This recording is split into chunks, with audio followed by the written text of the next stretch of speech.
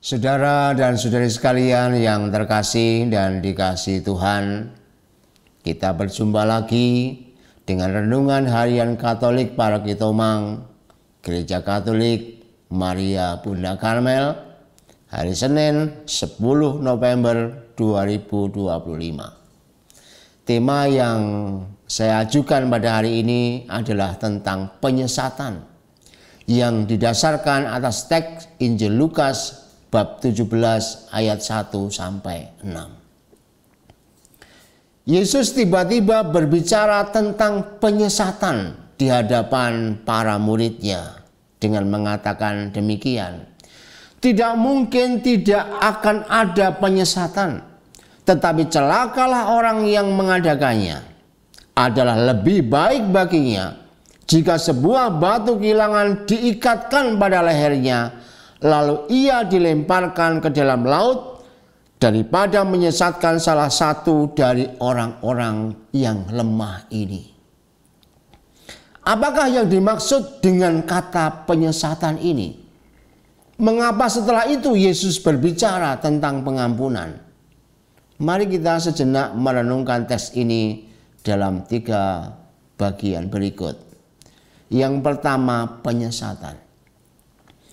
Penyesatan adalah tindakan yang dengan sengaja membawa seseorang atau kelompok orang, terutama yang lemah, ke jalan yang salah, baik secara fisik, mental, maupun juga spiritual. Dalam teks sebelumnya, Yesus bercerita tentang seorang kaya dan Lazarus yang miskin. Pada ayat terakhir dikatakan, yaitu di ayat 16 bab 16 ayat 31 dikatakan begini. Jika mereka tidak mendengarkan kesaksian Musa dan para nabi, mereka tidak juga akan mau diyakinkan sekalipun oleh seorang yang bangkit dari antara orang mati. Jadi rupanya iman itu mengubah kesalahan neraka menjadi pengampunan surga. Karena dikatakan kalau tidak mengimani. Nah, sementara di akhir teks hari ini, bab 17 ayat 6, berbicara tentang iman biji sesawi. Sekiranya kamu mempunyai iman sebesar biji sesawi saja, kamu dapat berkata kepada pohon ara ini, terbanturlah engkau dan tertanamlah ke dalam laut, dan ia akan taat kepadamu. Kalau demikian adanya, penyesatan yang dimaksud oleh Yesus barangkali berkaitan dengan iman dan pengampunan.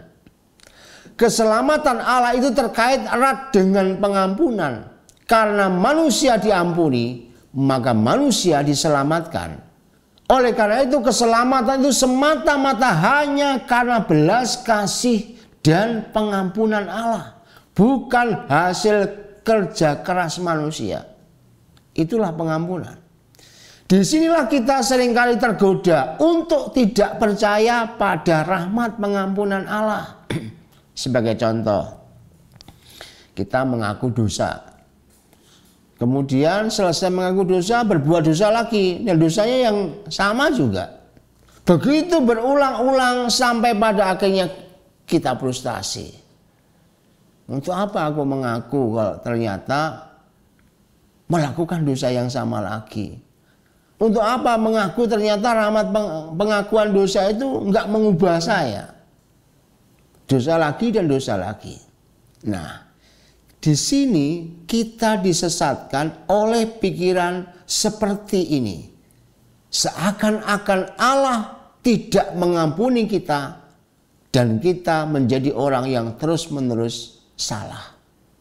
Padahal realitas ini mestinya membuat kita semakin mengandalkan kekuatan Allah dan menyadari bahwa dengan kekuatan sendiri, dengan usaha sendiri, tanpa kemudian mendapatkan pembalikan rahmat dari Tuhan, kita tidak akan mampu untuk membuat perubahan.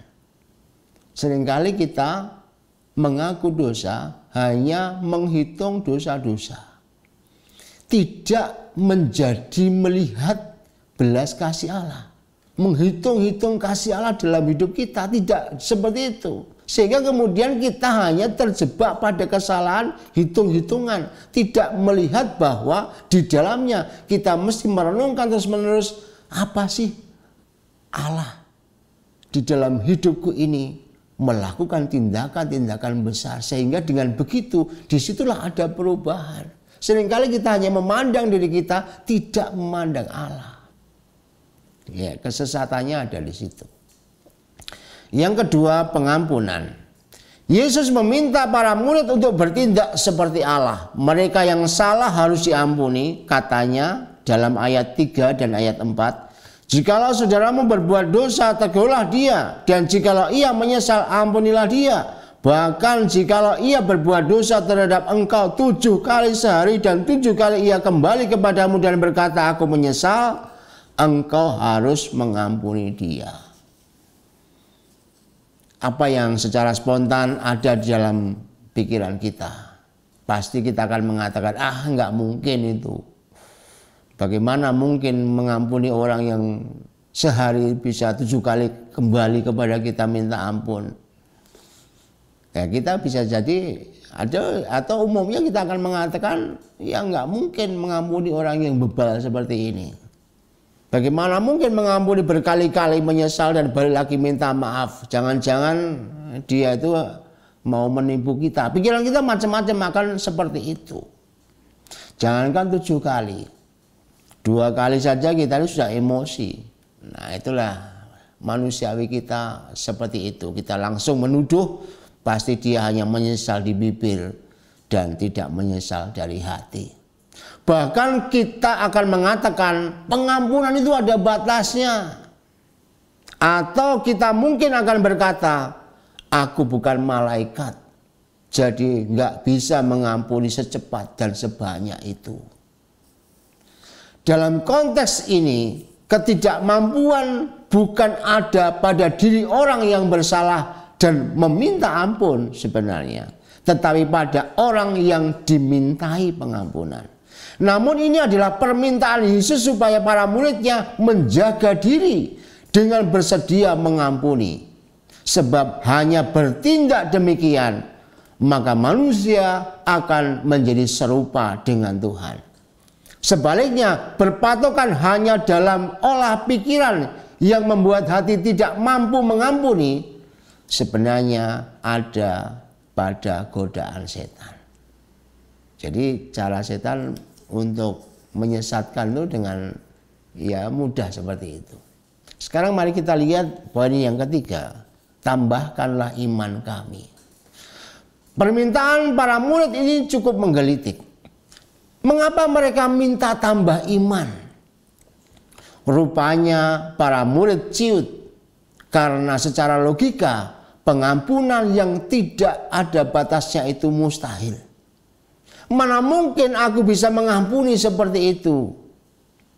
Karena pikiran tidak dapat menerima, maka hati pun juga mengikutinya, nggak menerima juga. Orang tidak rela apabila harus memberi pengampunan kepada sesama yang bersalah berkali-kali. Oleh karena itu mereka meminta kepada Yesus, Tuhan, kalau memang itu perintah-Mu, tambahkanlah iman kami. Rupanya pengampunan disejajarkan dengan iman. Barangkali hal ini mau mengatakan semakin beriman, sebenarnya orang semakin bisa mengampuni. Maka agar semakin mampu mengampuni yang seperti diminta oleh Yesus, mereka mesti ditambahi iman. Namun apa jawab Yesus? Semuanya itu dijawab tuntas oleh Yesus. Aneka kesulitan, bahkan yang dasar sekalipun, bisa diatasi oleh iman yang Tuhan anugerahkan. Dan dikatakan oleh Yesus, dengan iman sebesar biji sesawi saja, itu sudah dampaknya sangat luar biasa dahsyat. Persoalannya adalah Kalau demikian, jangan-jangan kita ini bukan minta ditambahi iman karena tidak kuat. Barangkali justru dipertanyakan sebaliknya, jangan-jangan kita belum beriman. Sehingga Yesus yang mengatakan sebiji sawi saja sudah cukup, ngapain ditambahi? Kalau mau dikatakan lebih keras begitu. Karena sebiji sawi saja sudah bisa membuat gunung bisa berubah. Maka barangkali menjadi permenungannya, ketika kita tidak mengampuni, jangan-jangan kita ini kurang beriman atau kehilangan iman. Padahal ketika kita mulai beriman sedikit saja, pengampunan pada orang lain itu bisa terjadi. Maka mari kita pada hari ini mencoba untuk merenungkan tentang iman kita.